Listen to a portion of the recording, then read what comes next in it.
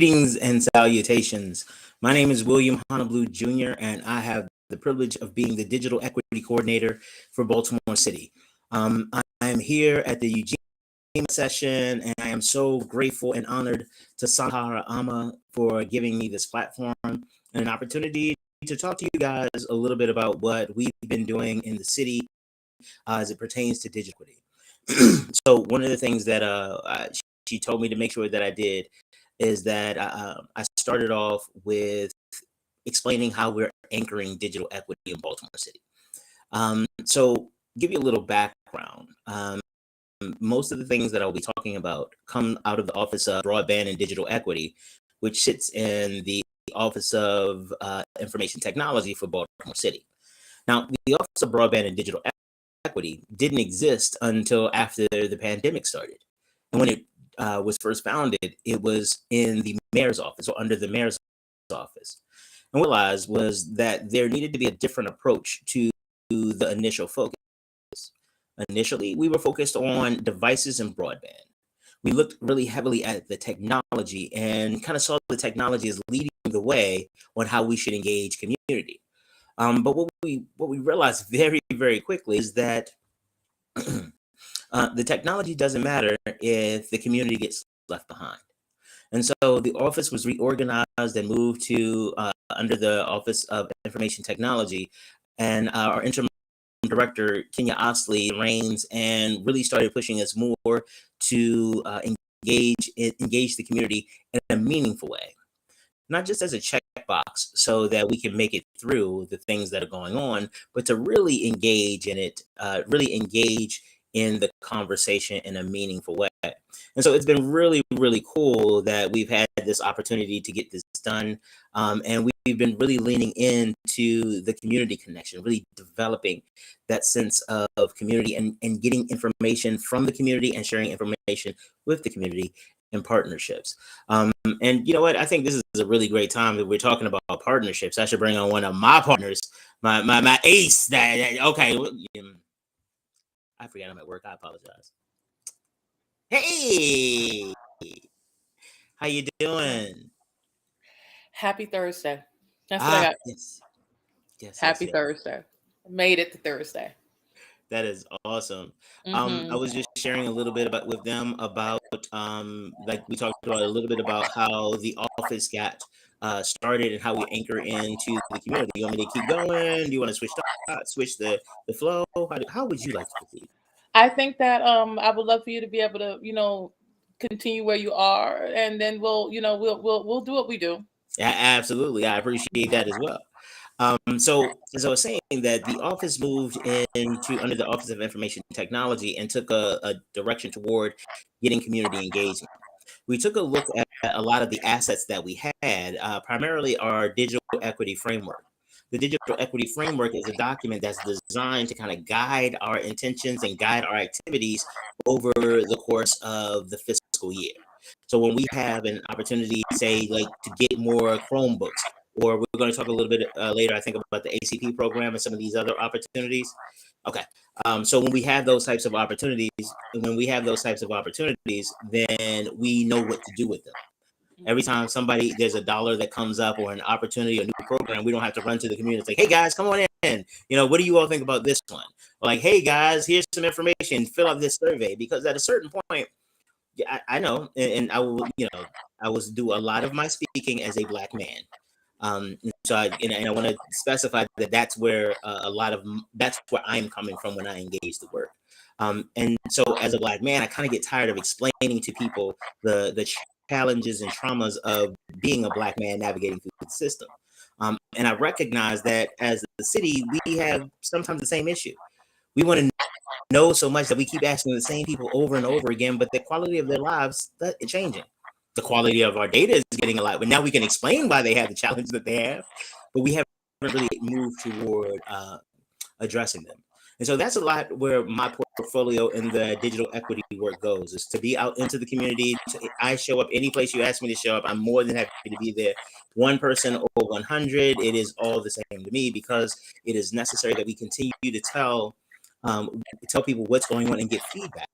Because without the feedback from the community, I'm just a bureaucrat, and I'm making decisions based on what I believe is appropriate or what I believe is in the best interest of the community, but I'm not the community. And so it's really important that these voices not just be heard, but are empowered to be part of the decision-making process. So I think that's a good intro for BDE today. I think it's a good intro. I think so. I think so. Talking about the community and being engaged in the community is often we have to really check the savior complex that a lot of us come in with. Mm-hmm. And that's one of the things that I love about being involved in community work. I do not think I know better than you.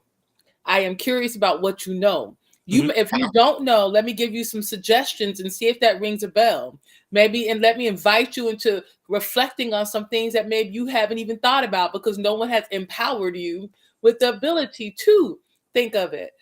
So I'm loving what you're saying. I love that you come from the perspective of being a Black man, because what we know right now is that when we take care of us, everybody gets taken care of. It has been shown that many of the programs that we will end up doing to benefit us as a community, African-American community, Black community, ends up supporting everybody, and we know that we know that anytime they've done it, even things when we talk about the working with people with different abilities, talk text was not technology that was being used for everybody, but now everyone's using it. Everyone's letting the computer read to them. Not everyone. I do. I do. Absolutely. Please read to me so I could do other things instead of holding this book. But this is what happens when we take care of a community.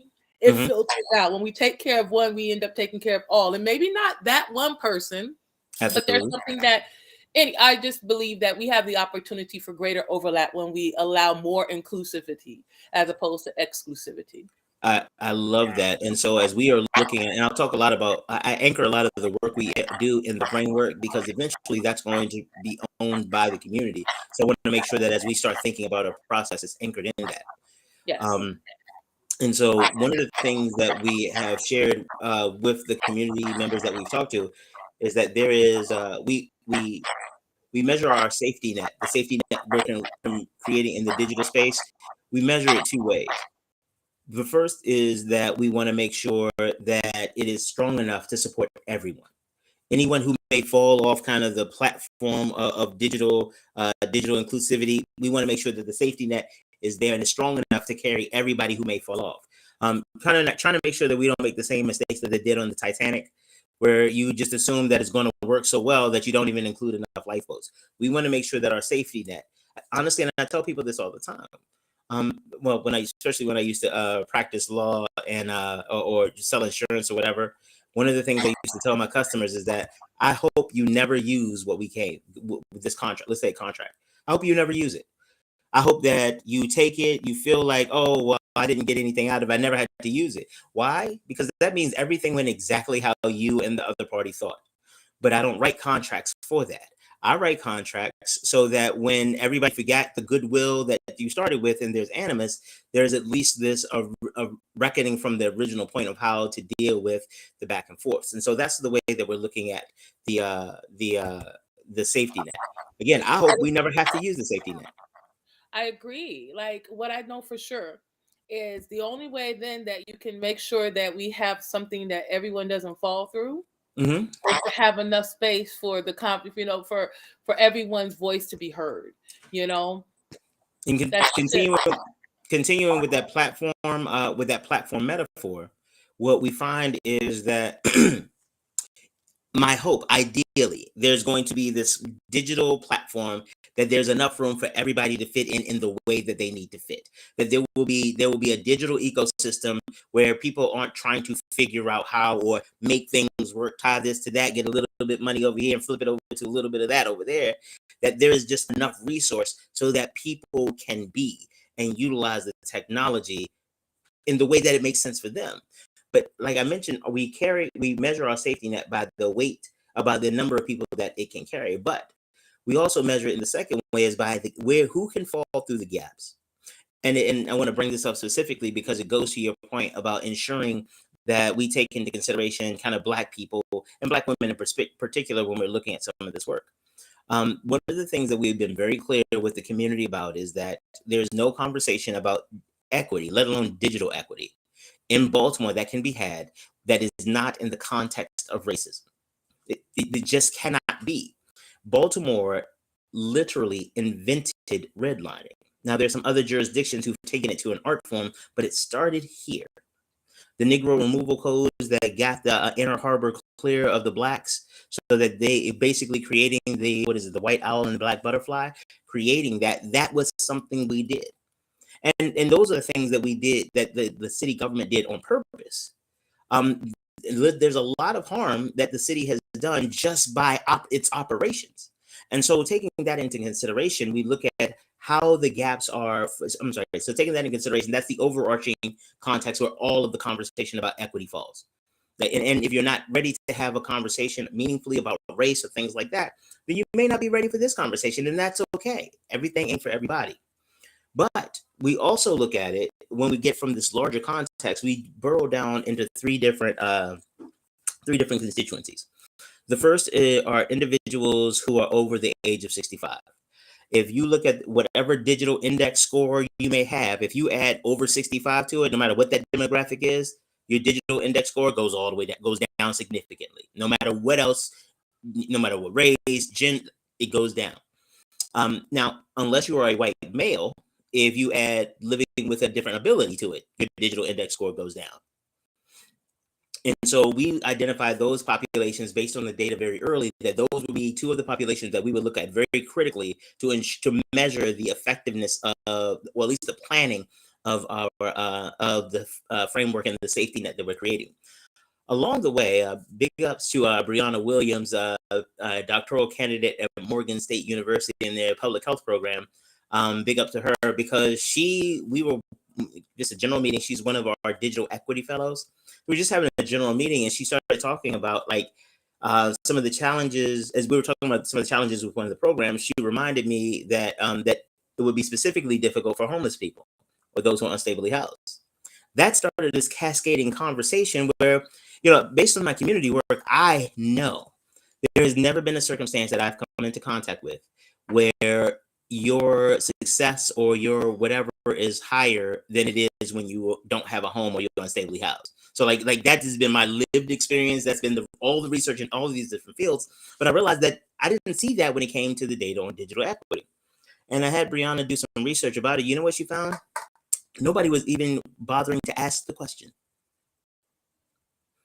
They in this space of technology, because the reality is technology right now is very residential. And if you don't have a residence, it's easy to get ignored in this realm of technology. And so we recognize that there is not a lot of data to support adding homelessness as a target population. We feel that there is enough data that we can extrapolate and enough lived experience. And hey, we have people who've experienced homelessness they've provided feedback to us. And so we understand that this is a population that needs to be addressed, needs to be engaged.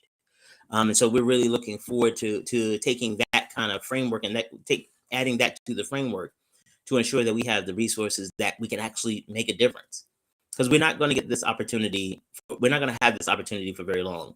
Something else is going to become pressing. Something else is going to become sexy. Like right now, there's a lot of conversation happening around concealed carry permits in Maryland. In a few weeks, depending on what happens in the General Assembly, that may be the topic and not digital equity. When the next budget cycle comes in, depends on what happens on the stock market, how gracious and generous people are with the taxpayer money. So again, we have right now. That's what we know is that we have now, and we don't make sure that we take this opportunity and engage the community in a very meaningful, outright, and upfront kind of way. Oh, wait a minute. Something happened. I think. Oh, there we go. There we go. There you go. Okay, Technology. I was wonderful. like, ooh, what happened? No. I was listening though. It was so good. I'm so good. To really recognize the impact and the timing. Timing is everything because we are living in a time where things are moving so rapidly, and I don't really think that people have really considered how rapidly things are moving, which is why it's so important that we're ready, that we're Yes. ready. And in that sense of being ready, there are opportunities that we've often missed. I know I've missed opportunities just because of timing. I wasn't ready when it came. Yep. But that, I can mourn that, or I can use that as my catalyst to get ready. So I don't, as they say, stay ready. It's a little challenging sometimes to stay ready, but I strive. But one of the things that I really want to make sure that the audience has and understands that's why we're asking these questions. That's why we're Yeah. trying to get input, because I don't have your lived experience. I don't know what it's like to be you. And if my goal as a city agency or as the city is to genuinely help you, then that means I need to learn you first. I need to understand who you are, because if I don't understand who you are in your in meaningful way and what your needs are, then I'm like everybody else who offers without sincerity. If I don't take into consideration that you are resource depleted, I'm going to give you a Chromebook and ask, why haven't you learned how to code yet? That's a real thing. The expectations are not based on lived experience. And we do know this is something that we're working on right now across the board, in many different lines of business, be that healthcare, digital equity, as you said, school systems, homes, government, all across the board. These conversations where we're having to realize that there is a gap between the people doing the work and the people who are giving their ideas about what needs Okay, there to you be go. done. There you are. We were having issues, and I was like, this is a really great example of some of the digital equity issues that we have in Baltimore City. Yes, I would agree. And so what I was sharing is just this understanding that this conversation is not just something that is happening here.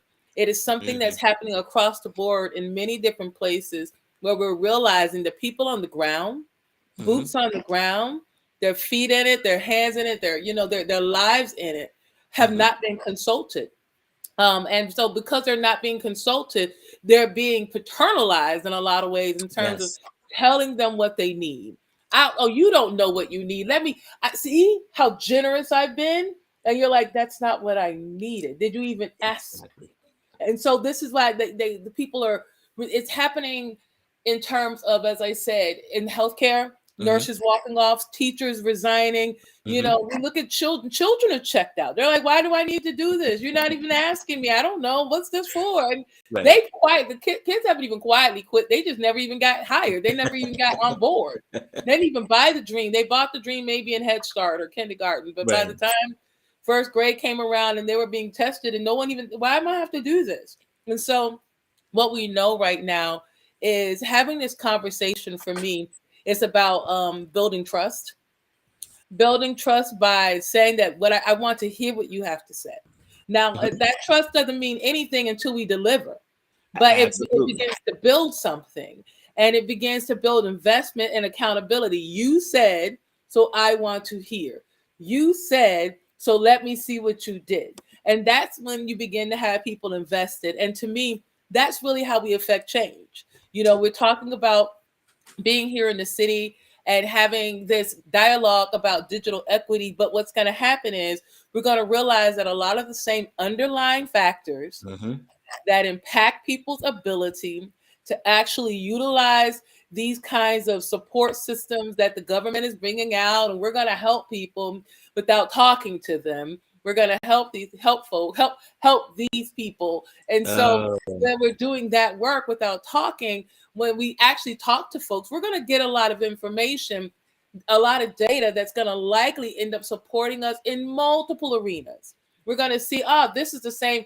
And we'll start to find the pattern that says these issues that are existing here are also existing here and here and here.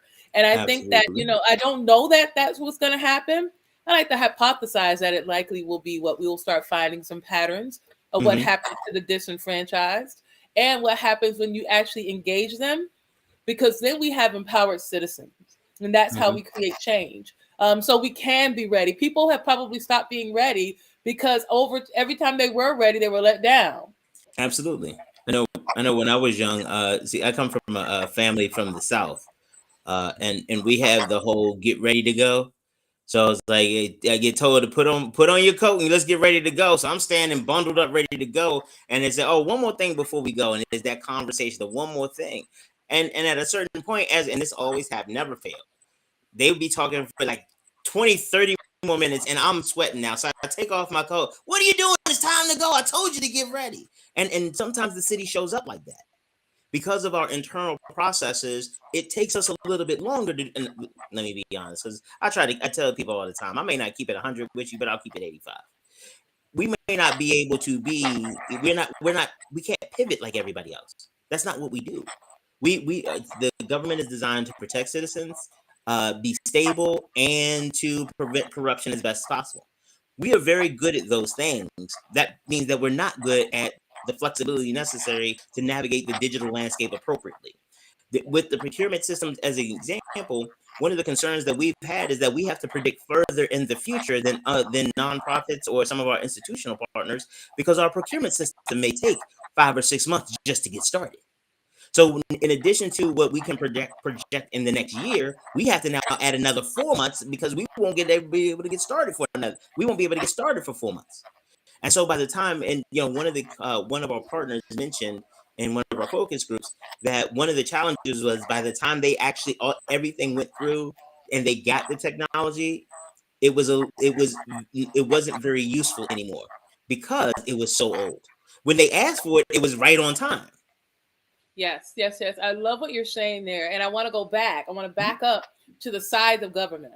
It's like if you ever are moving, anyone I have a friend of mine who's a truck driver, Mhm. and trucks you can't turn a truck. You can't stop a truck. You can't even start a truck the same way you could if you were driving a little Mini Cooper or Mhm. Mhm. any smaller vehicle, even a SUV. Mhm. It has to be wheeled a little differently than a four-wheel car. And therefore, a truck is going to be much greater. Let's say a ship, if we're talking about the federal government. But if we were to come down into the realm of city government and we think about how it has to slow down and how it has to speed up and how it has to turn the corners, because if it goes in the wrong way, it's all going to crash and burn. It's going to wipe people out, death and destruction, and we don't want any of that. No, We we. don't want to create a problem because, again, these things are institutional. So they're policy made. They are, and this is something people have to know. That Yes. way, they can get on board with understanding the process, and then they can even get creative in saying, so what can we do? This is when you start going to committee meetings. This is when you begin knowing about, how to be engaged inside of your what do you call them, the local our city, what are the Community associations. yes, community associations. Thank you. You pulled the word out. Yeah, I'm so with you. community associations, this is what we do. When we come into those spaces, we have the opportunity to actually get these things moving, and you can begin seeing how the ship moves, and you can begin knowing, I see that coming. So you don't wait until it's right then. Or if it is something that just happens, you didn't know, and we can find this by many grassroots organizers. They will tell you you have to have long range vision. Yep. You have to have long range vision. So those of us engaging in this work have to know that we're not just planning for right now, we're planning for the next 10 years. So this is a 10-year swing. And we're going to look Absolutely. at what the things that we're going to do. And what do they say about building? But if we want to plant a tree, we all know we need trees, we need oxygen, we need clean air. And so there's a saying that if you want to plant a tree, the best time to plant a tree was 20 years ago. Mm-hmm. Second best time is now. Right now. So those things that we did not get to do before, we get to do them now. And we Right. have to be willing to do them, knowing that we may not even sit on some people. Mm-hmm. We don't know the future. We may not sit under the shade of that tree. But if we Absolutely. build it right and we build it well, we'll Mm-hmm. start seeing it grow, take root, begin to bear some fruit. It may not be mature even then it's still beginning to give us some signs of what it's going to be and what it's going to do. Or if we need some soil, some nutrients in the soil, we're missing something here that this needs, that we are growing. And that's what's exciting to me, making sure that when we have these community engagement conversations, we're talking about it from a place of practicality. We need to be practical while also being visionary. I think we need to dream big. We need to dream our wildest dreams and know that that thing may end up turning, like, how do we make that happen? The same way that we have a car and a plane now, and we have computers. These all came out of someone's wildest dreams. So what I'm looking forward to in these conversations is being able to fan the fires of passion, fan the fire of passion, while at the same time making sure that we're clear about the bones, the structure that we are engaging with, and how we do that, because those are people too. The people in Absolutely. city government are people too. And if we can Yes. all operate in a good way with each other, that's when the thing starts getting really sleek and it can move effortlessly.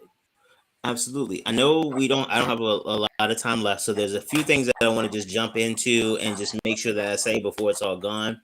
Yes, sir. Um, on the screen, you'll see our email address, bde@baltimorecity.gov. Please email us if you have any questions or anything like that. Please, please, please, more than happy to engage.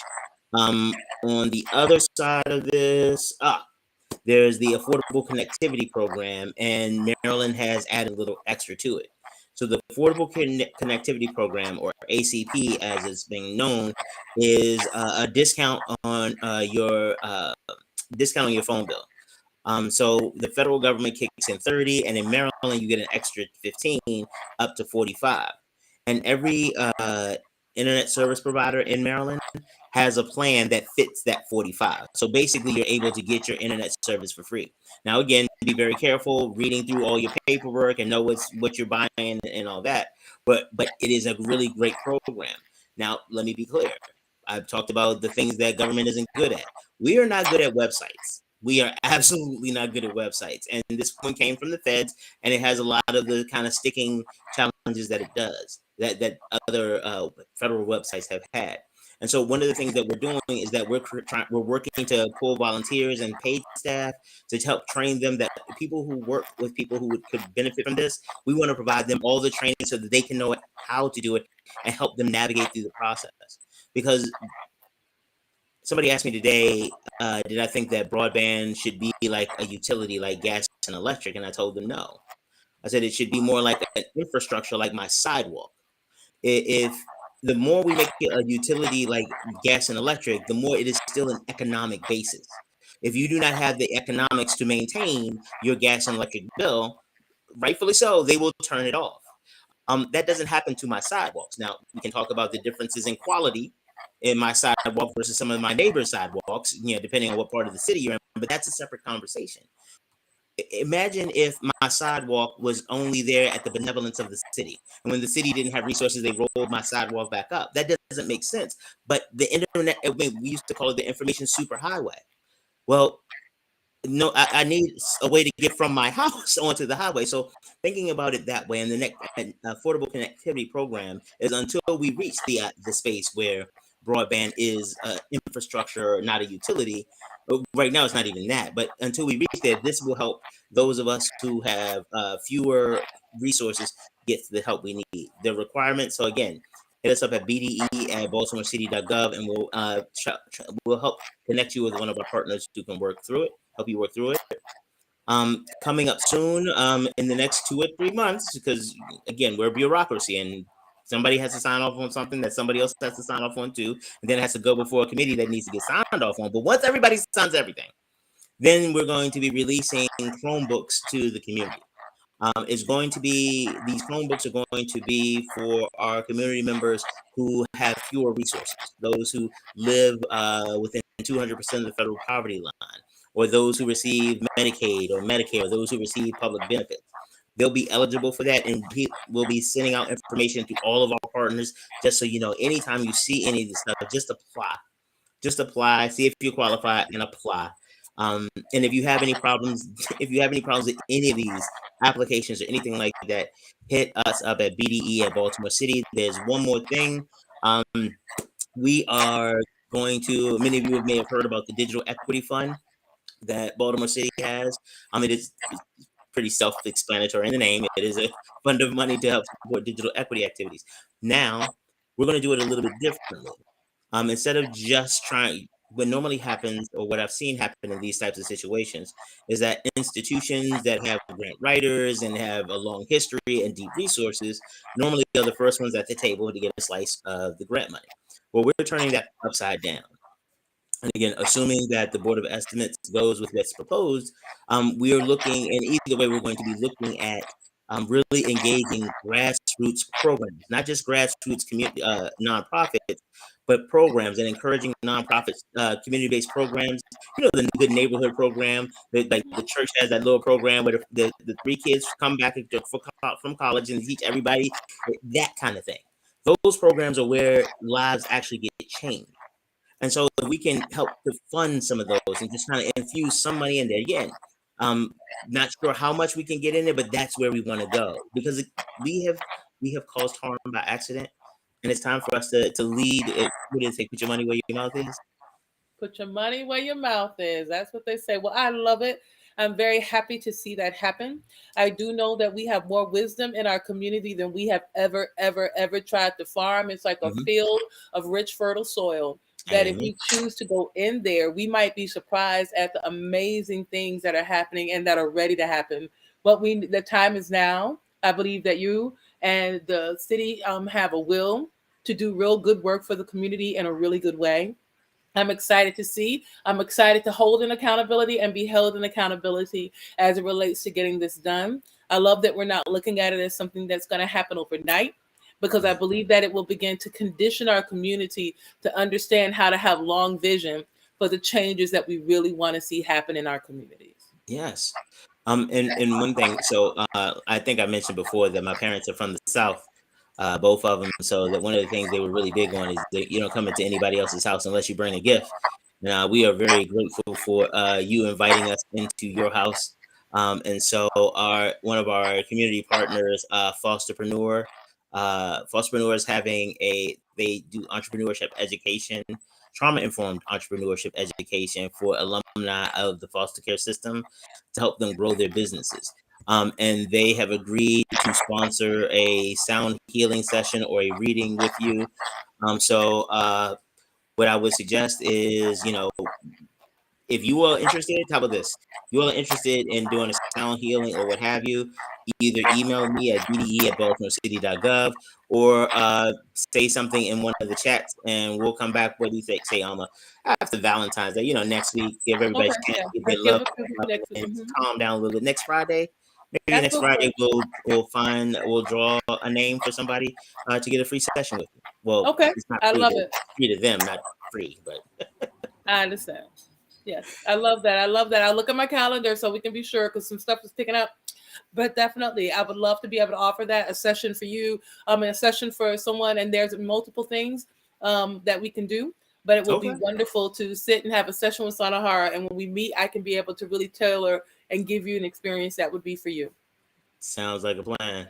Okay, so but I was about to start talking about how great your services were and stuff like that, but that wasn't even a topic of the meeting today. So No, I, no, I, no. I am, again. I know we've gone over, but I am so grateful for the time and the platform, and that you have shared it with us at the city.